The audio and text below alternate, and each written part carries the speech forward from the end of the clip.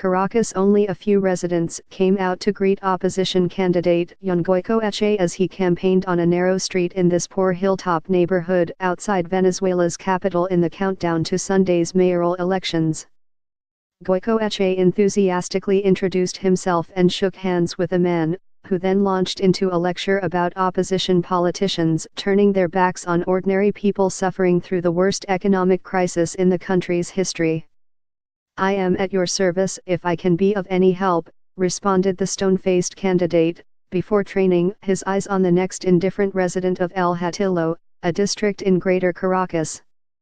The uncomfortable encounter experienced by Goicoechea mirrors the cold reception many anti-government candidates are receiving across Venezuela as the opposition limps into Sunday's vote bruised by a shock defeat in recent gubernatorial races and deeply divided.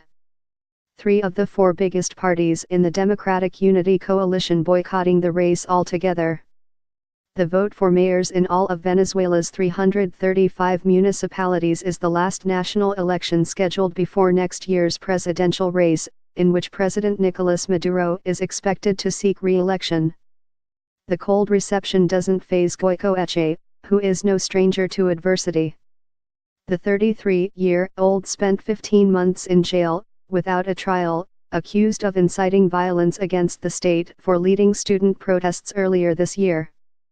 He walked free in November but has been hounded ever since by criticism from his one-time allies who accuse him validating a sham democracy by agreeing to run in El Hatillo. Goicoechea, who was granted Spanish citizenship while imprisoned, told the Associated Press that his release was the product of months of negotiations with authorities who offered his freedom in exchange for a pledge to leave the country or compete in elections. "We are making the campaign a protest," said Goicoechea, adding that every opportunity to expose what he calls the government's lies at the grassroots is precious. "We must defend these spaces for democracy, to have a place from which to rebuild, to have a place to rethink the opposition," he added. The last time the opposition refused to compete, in congressional elections in 2005, it strengthened the government's hand for years. Some analysts say the same divide-and-conquer tactics will provide a needed boost for Maduro this time as well. The unpopular president will likely seek re-election despite being the target of Venezuelans' scorn for triple-digit inflation, rampant crime, and a melting currency. "The government has the opposition where it really wants it," said Diego Moya Ocampos, a London-based analyst for IHS Markit. "The opposition's problems stem from a demoralized base following October's gubernatorial elections," said Edgar Gutierrez, coordinator of local pollster Venebarometro.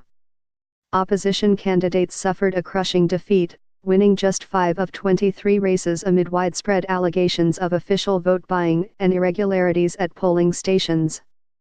The humiliation only grew when 4 of its winning candidates took their oath before the Constitutional Assembly, which many in the opposition consider illegitimate.